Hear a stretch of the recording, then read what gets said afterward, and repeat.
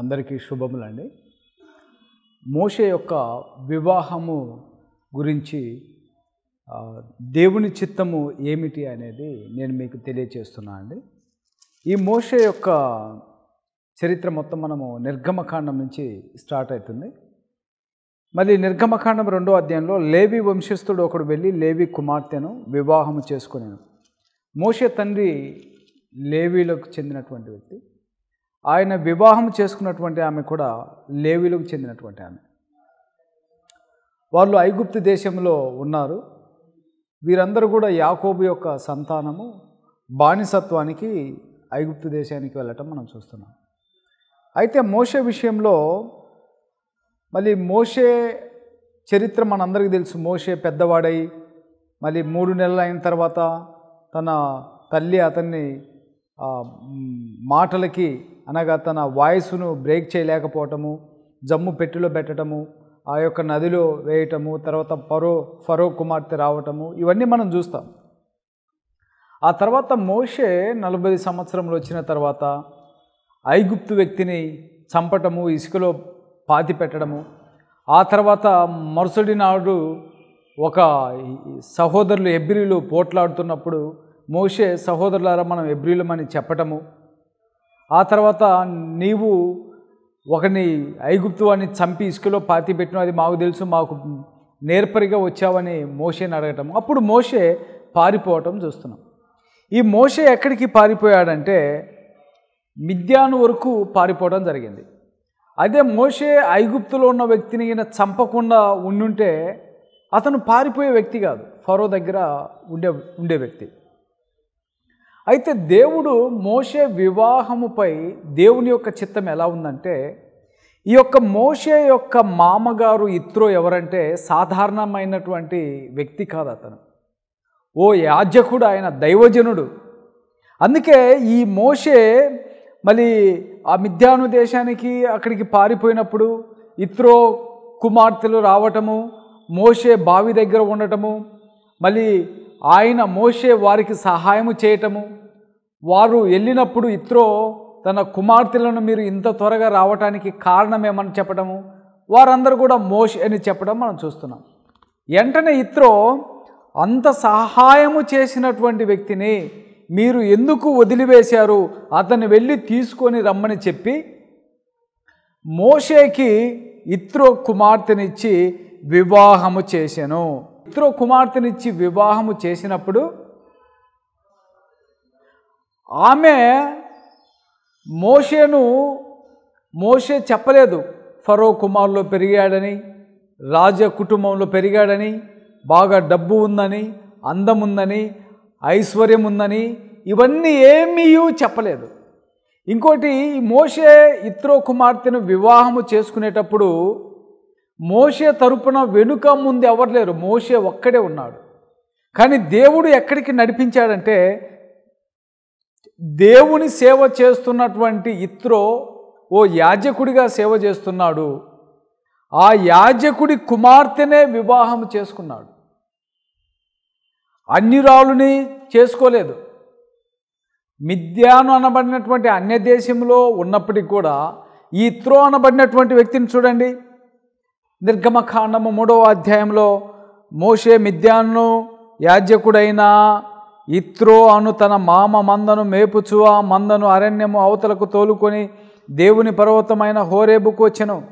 ఇప్పుడు మోషే ఎవరి కుమార్తెను చేసుకున్నాడంటే యాజకుని యొక్క కుమార్తెను చేసుకున్నాడు. ఈ యాజకుడు దేవుని సేవ చేసేటువంటి యాజకుని యొక్క కుమార్తెను చేసుకున్నప్పుడు దేవుడు మోషేకి తన మామ ఇత్రో ద్వారా గొర్రెలను మేపటానికి ఒక మందను అప్పగించడం చూస్తున్నాం. ఆ మందను కాసేటప్పుడు దేవుడు మోషేతో మాట్లాడటము, ఆ స్వరము రావటము, ఆ స్వరము వినటం అనేది మనం చూస్తున్నాం. మీరు చూడండి సహోదరుడా, నేను ఎందుకు ఈ విషయం చెబుతున్నా అంటే, మోషే ధనవంతుడు, ఫరో కుమారుడు, ఐగుప్తు దేశంలో సకల విద్యలు అభ్యసించినటువంటి వాడు. తన స్టాండర్డ్కి ఒక గొర్రెలు కాసుకునేటువంటి ఆమె దొరికింది. చూసావా?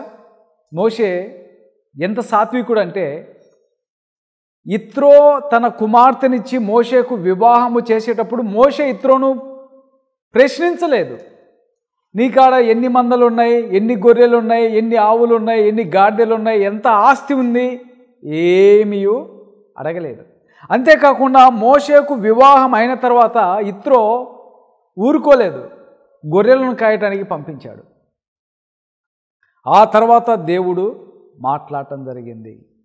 ఎందుకంటే దేవుని చిత్త ప్రకారము జరిగేటువంటి వివాహము, ఒక దైవజనుడు ఎవరైనా వివాహము చేసుకోవాలంటే దైవజనుడి కూతుర్ని చేసుకోండి, అది ఆశీర్వాదకరం. రక్షణ లేనటువంటి వారిని చేసుకోవద్దు. అందుకే ఒకవేళ మోషే గిన తన మామ ఇత్రో దైవజనుడు కాకుండా గిన ఉండుంటే ఈ మోషే ఐగుప్తు వెళ్ళి ఉండేవాడు కాదు. తనకి ఒక శోధన అనేది స్టార్ట్ అయి ఉండేది. అందుకే మోషేకి శోధన స్టార్ట్ కాలేదు. దేవుడు నియమించాడు మంచి భార్యను, ఇత్రో కూతుర్ని పెళ్లి చేసుకున్నాడు, ఐగుప్తు వెళ్ళాడు, 6 లక్షల మందిని కాలి బలము చేత నడిపించాడు. మోషేకు వివాహము చేసుకునేటప్పుడు మోషే అమ్మ నాన్న తల్లిదండ్రులు బంధువులు స్నేహితులు ఎవ్వరూ లేరు, మోషే ఒక్కడే ఉన్నాడు. కొన్ని సంవత్సరములు గడిచిన తర్వాత మోషే ఎనికితి ఒక్కళ్ళు లేని సమయంలో ఆ తర్వాత మోషే ఎనికితి ఎంతమంది ఉన్నారంటే లక్షల మంది ఉన్నారు. అక్కడ వ్రాయబడింది పురుషుల సంఖ్య 6 లక్షలు, రెండోసారి లెక్కేస్తే పురుషుల సంఖ్య 20 లక్షలు, స్త్రీలు పిల్లలు లెక్కేస్తే కోట్ల మంది మోషేతో ఉన్నారు. అందుకని మోషే దేవుని విషయంలో దేవుని చిత్తము మోషే పైన ఎలా ఉందంటే, అందుకే మోషే కూడా ఎప్పుడు తన మామను కూడా ప్రశ్నించనటువంటి వ్యక్తి. అందుకే దేవుడు చెప్పాడు చూడండి మోషే లాంటి సాత్వికుడు భూమి మీద ఎవరూ లేరని చెప్పాడు. ఎంత మంచి గొప్ప సాక్ష్యం అండి. మోషే తన మామకు ఎలా విధేయత చూపించాడో, తన భార్యకి ఎలా విధేయత చూపించాడో, అతను ఫరో కుమారుడిగా రాజవంశంలో పెరిగినా కూడా తనలో ఎటువంటి అహంకారము గర్వము ఏమీ లేదు. మళ్ళీ చివరికి బైబిల్ గ్రంథం ఏం చెబుతుందంటే ఐగుప్తులో ఉన్న సకల ఆస్తిని క్రీస్తు నిమిత్తము సమస్తమును నష్టముగా ఎంచుకున్నాడని కూడా బైబిల్ గ్రంథం చెబుతుంది. ప్రియ సహోదరుడా, నీవు దైవజనుడు అయితే నీవు చేసుకునేటువంటి వివాహము ఆమె కూడా ప్రభువుని ఎరిగి రక్షణ మార్గము తెలిసినదై ఉండాలి. ఒకవేళ ఆమె ప్రభు మార్గమును తెలిసినా కానీ వారి తల్లిదండ్రులు మళ్ళీ ప్రభు మార్గము ఎరగనటువంటి వారిని గిన చేసుకుంటే నీకు హింస అనేది స్టార్ట్ అవుతుంది, బాధలు అనేవి స్టార్ట్ అవుతున్నాయి. పరిచర్య విషయంలో ఒక దైవజనుడు ఎలా చేసుకోవాలంటే మళ్ళీ రక్షణ మార్గంలో ఎరిగినటువంటి వారిని చేసుకున్నట్లయితే శ్రమ అనేది రాదు. అందుకే దేవుడు మోషేకి అటువంటి గొప్ప ధన్యత భాగ్యాన్ని దేవుడు అనుగ్రహించి ఉన్నాడు. రండి, మళ్ళీ సత్యవాక్యాన్ని తెలుసుకోవాలనుకున్నటువంటి వారందరూ సత్యవాక్యం టీవీ కార్యక్రమం చూడండి. అందరూ సత్యం తెలుసుకోవాలని ప్రభు పేరట మనవి చేయుచున్నాను. ఆమెన్.